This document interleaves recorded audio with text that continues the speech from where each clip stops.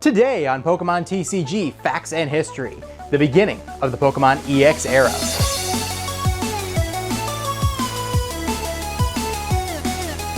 Hello Pokemon fans, I'm Professor K for the Pokemon Evolutionaries, back again with yet another TCG Facts and History. This is going to be episode number 4. If you guys missed episodes 1 through 3, you can check them out in a playlist previously. There's lots of great information covered there. So far we have covered information from base sets all the way through Skyridge. And today we're going to be continuing that and covering all the information from EX Ruby and Sapphire all the way through EX Unseen Forces. Now, joining me today is one of my best friends, not only on YouTube, but also in real life. You guys know him as Andrew, and his YouTube channel is Collector Andrew. Give it up for him. Thank you so much for the introduction, Professor K. Hello everyone, my name is Andrew from Collector Andrew, and I'm very excited to be here today with my good friend Professor K to talk about many of the different EX series sets. And I really do hope you guys enjoy the video because a lot of research was put into this. Glad to have you here, bro. If there's anyone who knows this stuff about Pokemon history, it is definitely him. This is going to be an awesome video full of Pokemon facts that you may not have known about the first half of the EX series. Are you ready to kick it off for us, Andrew? Picking up where we left off in the last episode, Nintendo had just taken over the trading card game, which once again resulted in changes to the layout and design of the cards. In EX Ruby and Sapphire, we were presented with a new circle pattern, which is featured on the left side of each card. In addition, the character window and evolution graphics changed from gold to silver, and the illustrator name moved from the bottom left corner of the card to the bottom of the character window. In the English release, the energy symbols for attacks are smaller and get presented in a linear fashion as opposed to stacking them in columns as we'd seen in previous sets. The EX era also introduced us to Generation 3, aka Hoenn, for the first time, and ushered in another new style of card known as Pokemon EX. Some of these EX Pokemon broke the 120 HP limit, which had previously been the highest amount of HP featured on any card. One card in particular, Wailord EX, not only exceeded the 120 HP limit, but at the time of release held the record for the highest HP of any tournament legal Pokemon card, having 200 HP, which was unheard of at the time. Another fun fact about Wailord EX is that it was the first Pokemon card to include a 5 energy retreat cost. Moving on to EX Sandstorm, we were introduced to dual type weaknesses and resistance for the first time to help the cards align more with the video games, which include many different vulnerabilities and strengths for each Pokemon depending on their types. EX Sandstorm was also the first set to include an officially licensed and manufactured pre-release promo card in the form of a special Armaldo with a holofoil image and the word pre-release included in the character artwork. The success of this promo card and the EX Sandstorm events would result in sanctioned pre-release tournaments becoming a staple for the Pokemon TCG franchise. EX Dragon was the first expansion to feature cards with a weakness or resistance to colorless Pokemon. Prior to the introduction of Dragon-type cards in Generation 5, Dragon Pokemon were typically given the colorless typing. Adding a weakness to colorless Pokemon was necessary to add balance to the large increase of Dragon Pokemon added in Generation 3.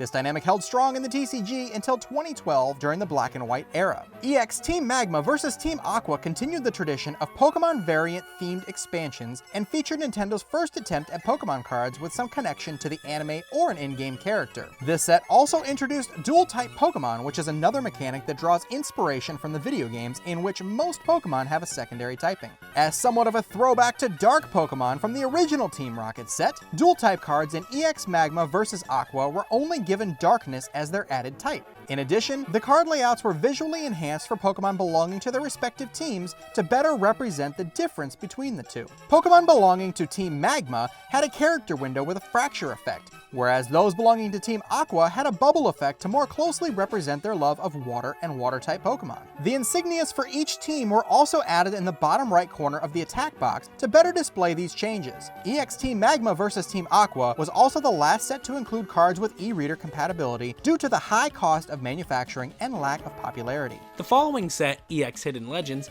unfortunately released without e-reader compatibility cards in a new design to reflect that change. The reverse holographic cards were given a redesign as well. To further distinguish reverse holo cards from their holographic counterparts, foil textures were added to both the energy symbols in the attack box and the rarity symbol in the bottom corner of the card. The reverse holographic card design changed with every new expansion following EX Hidden Legends. Starting with EX Fire Red and Leaf Green, they added a Pokeball pattern behind the text and energy types in the attack box of the cards. Moving on, we have the beginning of the most memorable era in the history of the Pokemon trading card game. EX Team Rocket Returns introduced Gold Star cards, which have become some of the most expensive, rare, and collectible cards ever released. Gold Stars were created to parallel the design and rarity of shiny Pokemon in the video games. Because of this, the Gold Star symbol was used as a nod to the sparkles that appear when you encounter a shiny Pokemon in the wild. In addition to the abnormal rarity, Gold Stars didn't follow traditional design structures. Some designs included the Pokemon artwork exceeding and overlapping the standard border, and a yellow tint was added to the border to further differentiate Gold Stars from standard holographic cards. Gold Stars weren't the only new card designs introduced in this set. Various Team Rocket Pokemon were included, which displayed their signature R insignia at the bottom right corner of the attack box. EX Rocket Returns was also the first set to feature Owner's Pokemon EX, all of which belonged to Team Rocket and were given the darkness typing to reflect that. Continuing the trend of changing the reverse holographic card design, EX Team Rocket Returns added the set logo in the bottom right corner of the character window, alongside adding gold foil to the card name, text, and rarity. This was done to avoid confusion between reverse holos and normal holographic designs. As a throwback to the classic set's all-dark Pokemon in EX Team Rocket Returns, with the exception of Marowak, Steelix, and Sandslash, were released as dark Pokemon in the original Team Rocket and Neo Destiny expansions. Following Rocket Returns, we were introduced to EX Deoxys,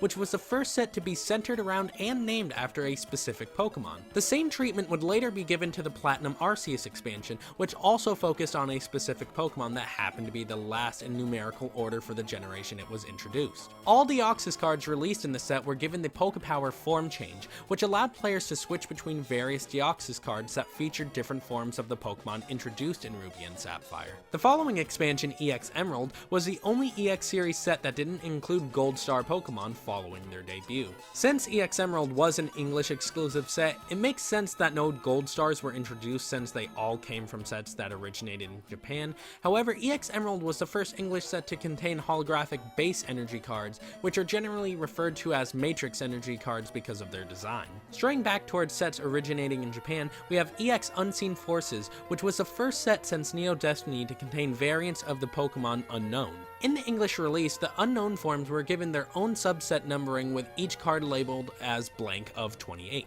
Despite their common or uncommon rarity in the Japanese set, all unknown released in the West were holographic cards and would replace the reverse holo slot one in every 5 packs. Unlike most sets, the design of the symbol for EX Unseen Forces has some interesting origins. The symbol is composed of the Pokemon Ho-Oh's left wing and Lugia's right wing crossing over each other.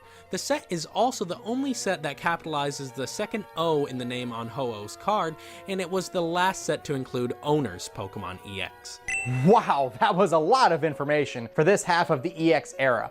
I want to thank my buddy Andrew for joining us here today and providing his insight into this portion of the history of Pokemon TCG. Be sure to check out his channel, Collector Andrew. I'll have links in the description down below. Thank you for the plug, Professor K, but now I need to do a little bit of shameless plugging on our behalf. If you guys do decide to go over to my channel, you'll be able to see a collaboration between me and Professor K talking about many different expensive Pokemon cards and why they're that expensive. So if you guys check that out, I think you'll have a little bit of fun with it as well. Join us next month for the second half of the EX era here on the Pokemon TCG Facts and History. Be sure to like, comment, and subscribe for more TCG content. And until next time, Pokemon fans, I'm Professor K for the Pokemon Evolutionaries. And I'm Collector Andrew. Have a great day.